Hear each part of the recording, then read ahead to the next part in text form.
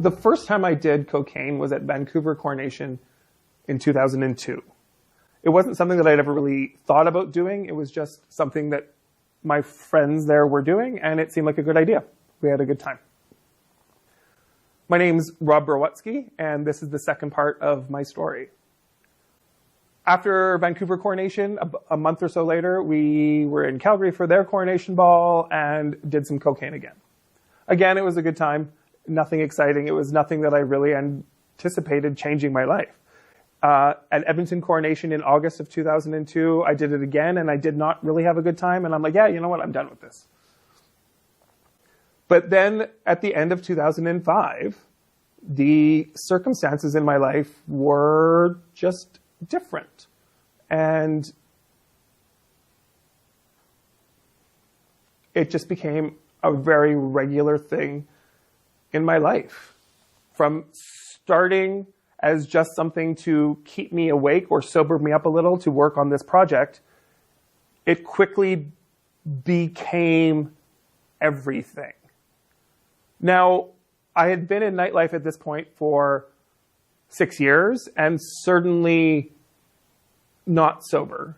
Anyone that knew me knew I was kind of a hot mess drunk. I mean, it was the early 2000s, and I think most of us were, or at least all the people that I were hanging out with were. That's just what we did. We were at the bar 7 nights a week, and that usually involved copious amounts of alcohol.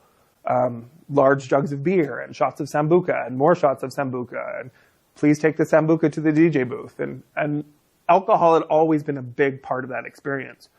And even when I got the job at Buddy's, one of the first things that Jim told me was like, you're the host of the party, so you can still be drinking when you're doing this because you want to make sure that everybody else is drinking. You want everybody to be having a good time. The cocaine shifted that so much. By the middle of January, so literally 2 weeks after that fourth time, which was kind of the first time, at least as far as the addiction goes, I realized that it was such a problem that I needed to stop. And I was about to go to Palm Springs. I had gotten a trip to Palm Springs to visit my uncles Murray and Scott, who had a gay hotel there. Jim Brown had bought me this trip as a bonus for what a good job I was doing. And I was like, okay, well, I'm going to get back from this week in Palm Springs, and then I'm going to be done with this. So we did cocaine right up until I took the cab from Buddy's to the airport. I had a great time in Palm Springs, was still drunk the entire time. And then my plane landed, and I got into a cab and cabbed directly to the bar, and the first thing out of my mouth was, hey, does anybody have any cocaine? Because the part that I think I really feel the most guilt about was that it wasn't just me going down this road. I was taking everyone there with me. People that I guess worked for me as their manager. So my coworkers, performers, customers. It was not a well-kept secret. There was kind of a revolving door of people in and out of my office at Buddy's. And it certainly didn't last much longer than that. I think it was May of, so I got back from Palm Springs in January, and by May, I was laid off. Jim called me into his office, much as he had 2 years earlier, to offer me the job. And he's like, look, I know what's going on. This is getting very sloppy. I don't think you're stealing from me, but I have been through this with other people, and if you're not stealing from me, you will. So we're going to lay you off so that you can claim EI and get some help and get your shit together. I certainly don't want to say that this is the end, but this is the end for now. And unfortunately, it was the end. It was the end of my time at Buddy's. And for years, I would look back on that as kind of like the goal. That is the watershed moment that I want to get back to. I was having a great time.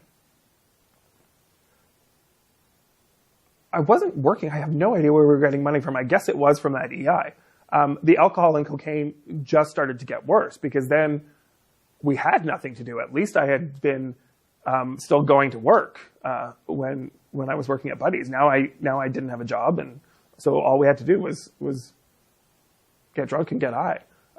People would come over after the bar, and we'd party. We'd party for a couple days, and that's how it was. I wasn't banned, but I was strongly discouraged from going to Buddy's. And because my job at Buddy's had kind of broken all of my connections with all of those people that had been in my life before, I was forced to do something that I had not had to do in a long time, and go outside of the gay community to look for work with people that didn't know me. And I guess it was one of those connections that had not been fully severed that did get me my first straight job. Ron, my friend from the Village People, and my emperor was working at a call center for Boston Pizza delivery service, and I got a job there. But I was still actively using. Now, in my defense, I will say that I managed to put through orders very, very quickly because I was flying on cocaine. But that didn't work out in the long run. And then I got a job at TELUS, and again, that also did not work out because I could not stop partying. That puts us into the spring of 2007. It was my 30th birthday. I was not working. I had just been fired from TELUS. I had been planning on moving in with my, at the time, best friend. That had blown up because he had upgraded from cocaine to meth, and I did not want to go down that road, and it turned into a whole thing. And the alarm was going off, the fire alarm was going off in my building, and all I was thinking about was, I don't care if the building burns down. This is not a life. I am fine if my building burns down right now.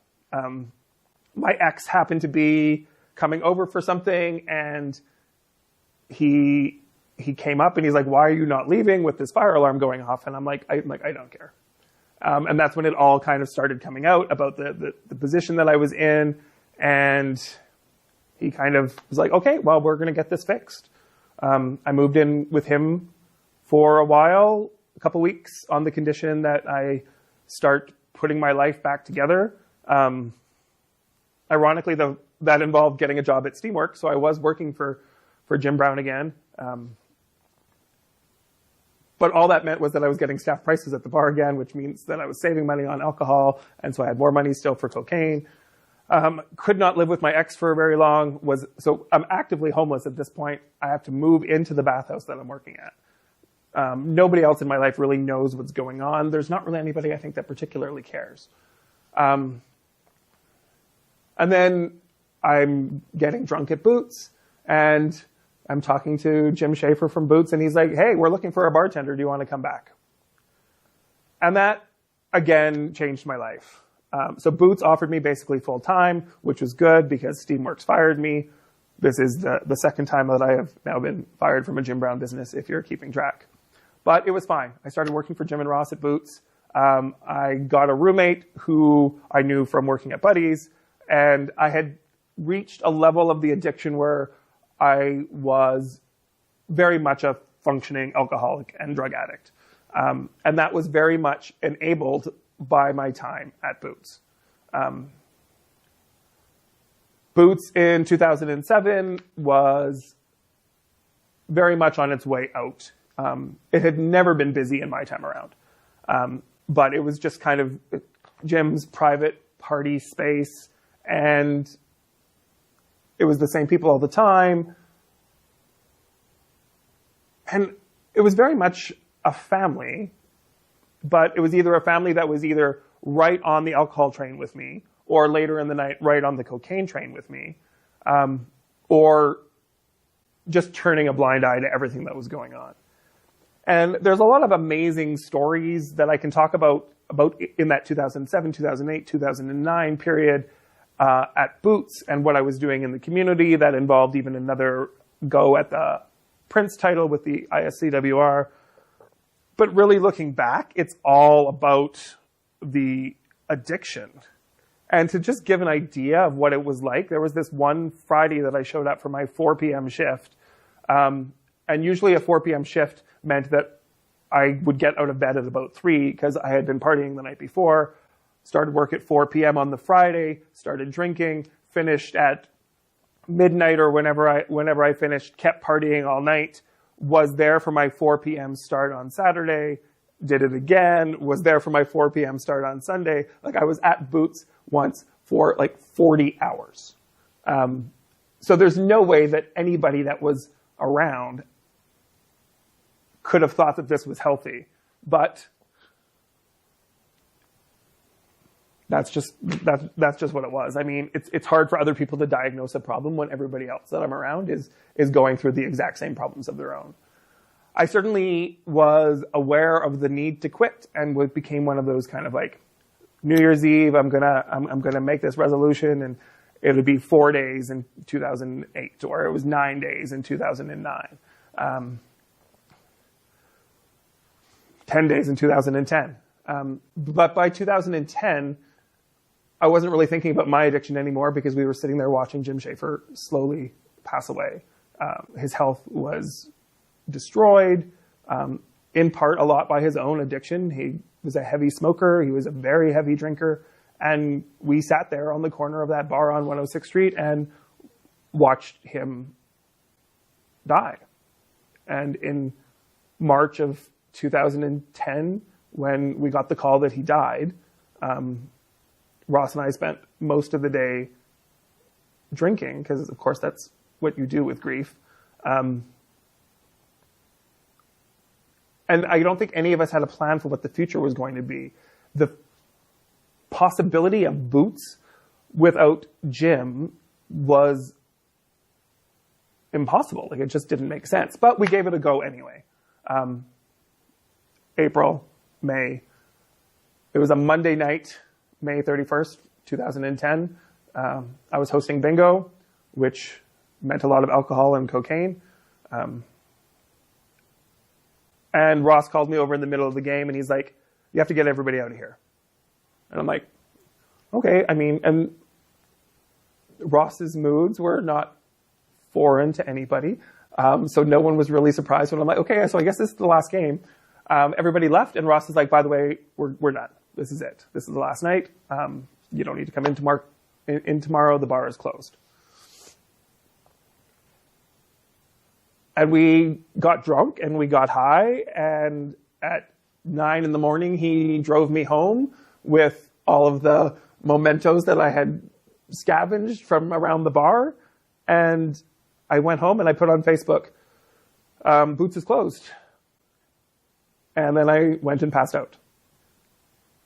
And I don't know what my life would have been like after that if it hadn't been for the fact that by the time I woke up from that passing out, I had a phone call from Deb and Tracy from Prism.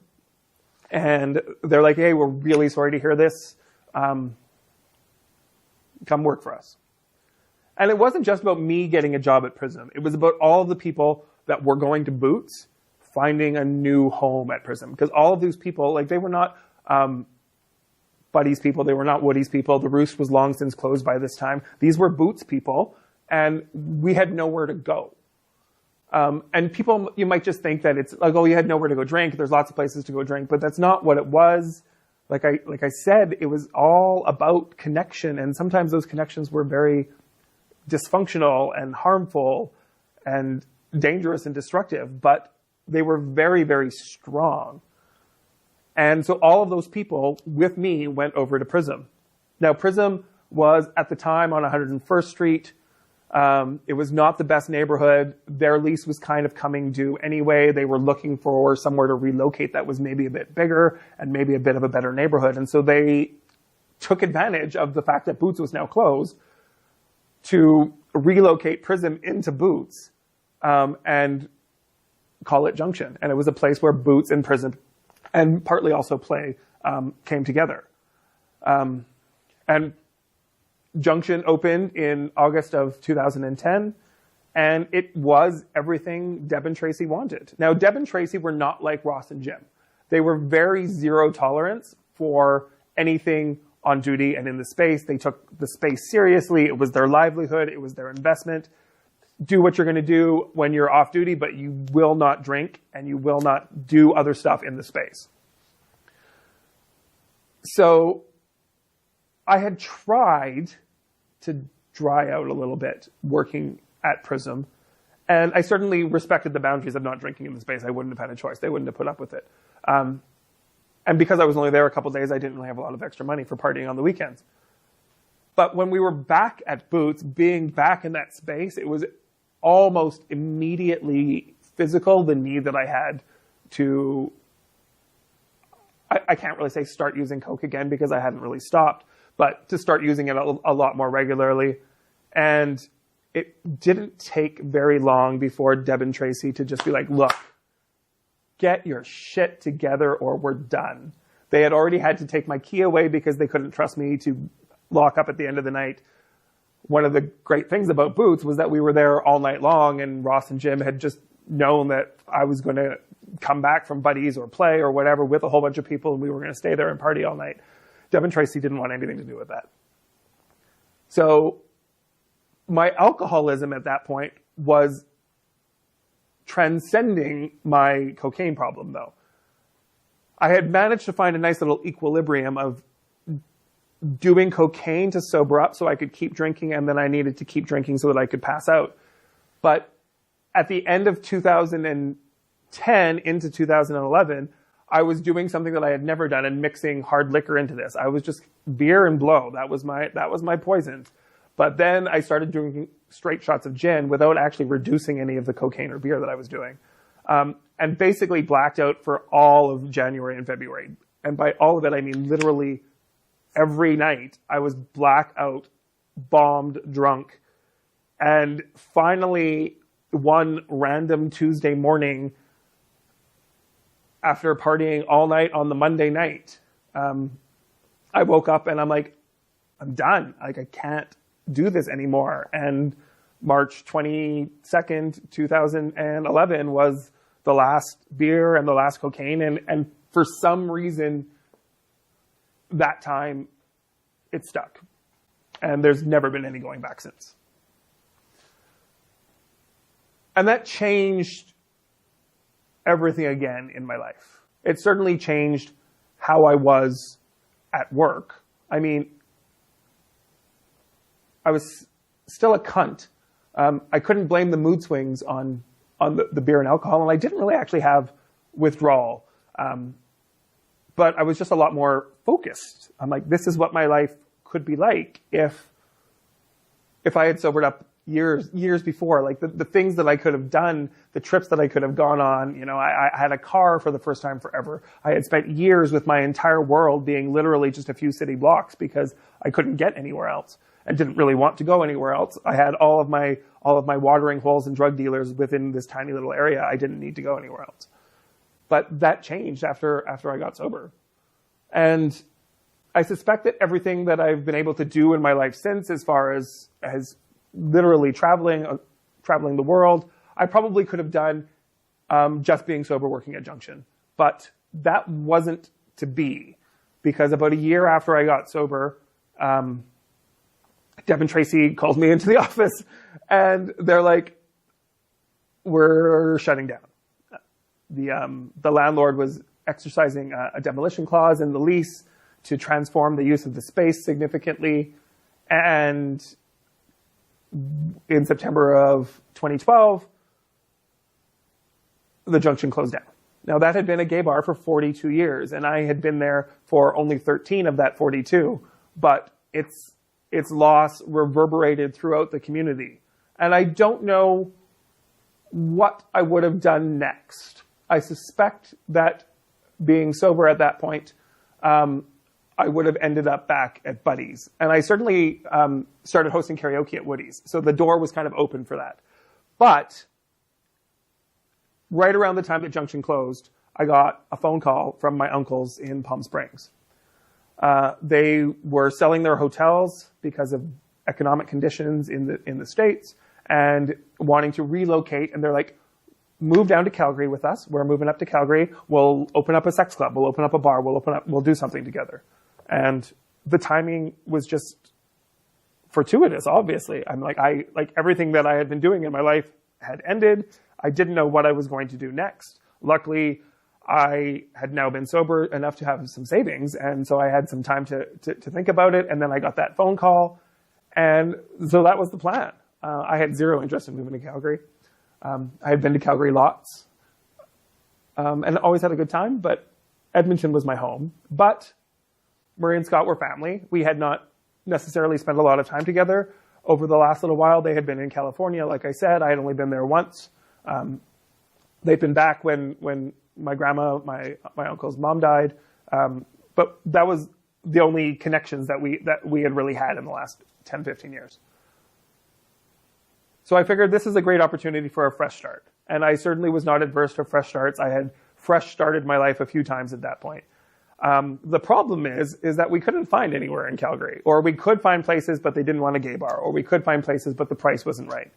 And so we looked and we looked and we looked for months and months and months, and I wasn't finding the community or connection in Calgary that I was used to at that point.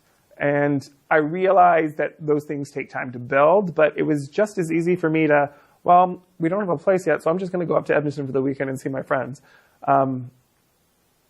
And on one of those trips, a space that we had known as a gay bar before as Play, it had now become a space called the Warehouse. It was for sale, and I'm like, well, I know we're very committed to Calgary right now. We are all living here, and you guys just bought a house, and I'm living above your garage in your nice little apartment there. But what if we just go and look at this place? I know everyone in Edmonton. Everybody likes me. I have all these community group connections. I have, let's consider it. And that's what ended up happening. We came up, we looked at the space, the price was right, the location was right. Edmonton was very big on the ice district at the time, and we were going to be there right from the get-go to reap all the benefits of this wonderful new arena that was going to transform downtown. And we opened up Evolution. And so September of 2013, a little piece of Vegas meets Circus opened up. At the time, Evolution was one of 4 gay bars in the city. There was Upstairs, which had opened in May of that year. So it had only been open for about 5 months, and then Buddy's and Woody's. As soon as we announced that we were opening up Evolution, I got barred from Buddy's and Woody's. That was the second time getting barred from Buddy's. I had been barred just before I got sober. In fact, getting barred from Buddy's was one of those driving factors, probably in getting sober. That wasn't a surprise that I would end up being barred from them. It was unfortunate. It would have been nice if we could have worked with them right from the beginning. We did work with Upstairs. We put on a combined pub crawl. But like I said in the last video, Edmonton is very much a 2 gay bar city, or at least it was at that time. One place is Friday night, one place is Saturday night. So in 2013, Buddy's was Friday night, Upstairs was Saturday night, and then along comes us with Evolution, and we get Saturday night, and that leaves nothing for Upstairs, and so they pivoted to a straight bar the day after our first working together event in Halloween of that year. And it's been me and Murray and Scott with Evolution ever since. So in the 12 years now that we have had Evolution, it's been truly amazing. I think we have done wonderful things for the city. We have expanded our family so much. So we're a family-owned business. It's me and my uncles, but that family has expanded to include the staff and the hundreds of performers that have graced the stage. And it's been really, really rewarding. One of the early things that we did was we brought back regular weekly Sunday night drag, which had been a thing through my entire Edmonton nightlife, but had kind of fallen by the wayside the last couple of years because there had been no place for it. And I'm like, let's bring back Sunday night drag. And we were able to do that. We started a provincial contest for Alberta's Drag Superstar in partnership with, at the time, Pure Pride, but then we took over it solo in our second year. We did a lot of drag, but we did a lot of other events too. We brought in guest DJs. We brought in porn stars. We've tried to work with as many community groups and neighboring businesses as were willing to work with us. Now, unfortunately, some of the neighbors had zero interest in working with us. Our Upstairs neighbors hated us right from the get-go. They had been above a nightclub before, but it was a nightclub that actually operated as a nightclub and opened up at 11 or 12 o'clock when they were done. We were different from that. We were doing a lot of early shows. We were doing drag shows early and fundraisers early and burlesque shows early. And so it just got noisy earlier. And so right from the beginning, we had problems with the neighbors. And the landlords always took the neighbor's side. And that really kind of came to a head in 2019 into 2020. And we renegotiated a lease, and noise restrictions kind of got redefined at that time. But we didn't have a choice. Our lease was our lease was coming due, so we had to do what we had to do. Now, a lot of the problems with Evolution that had been expressed by the community was its location in the basement. It was inaccessible. People didn't want to do happy hour in a basement. When we opened up, we were 7 days a week, and we were open for happy hour, and that didn't last. Nobody wanted to be in a basement. They're like, nobody wants to be in a dark room for happy hour. And I'm like, well, I have many years at Boots that say differently. But the fact that it was in a basement, I guess, just made it feel a little bit darker. The Ice District dream never really materialized. And then, of course, beginning of 2020, just after we signed this new lease, the pandemic hits and everything shifts, and we pivot and we pivot and we pivot, and we take this grant and we take this loan and we take this loan, and we do everything that we can to keep the business afloat, because at this point, it's who we are. It's like the city knows us as Evolution. This is what I've been doing now at that point for 21 years. It's more than just our livelihood. It's our lives. And then at the beginning of the end of 2024,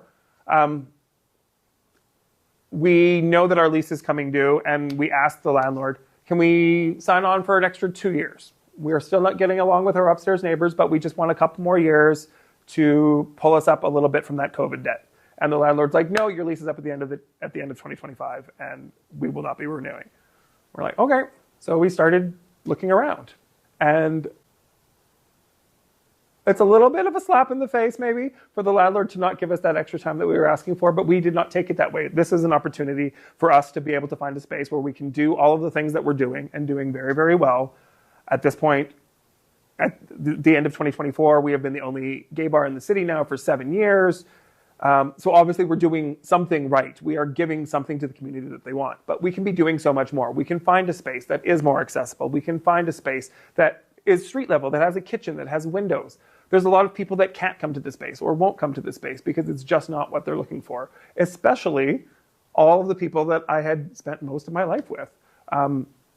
The older people from Boots, and the Cougars from Prism and Junction, and the Bears. Like, we had some great events with the Fellowship of Alberta Bears at Evolution, but they're like, at the end of the day, we kind of want somewhere where we can have food or have earlier events. So all of those connections that I had built and was relying on for Evolution's success weren't really materializing in the space.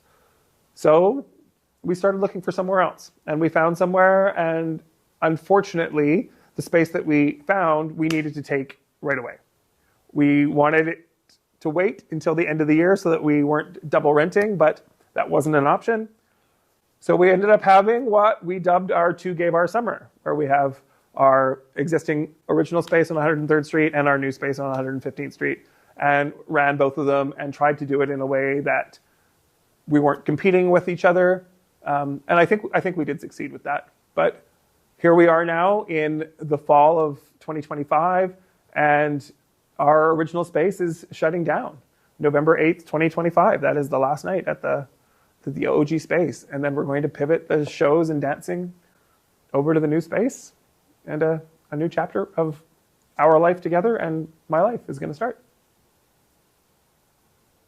So that's my story so far. And like I said at the beginning, it's all about the community and the connection. Those connections have just increased over the years, and I'm looking forward to this next part where those connections just continue to deepen.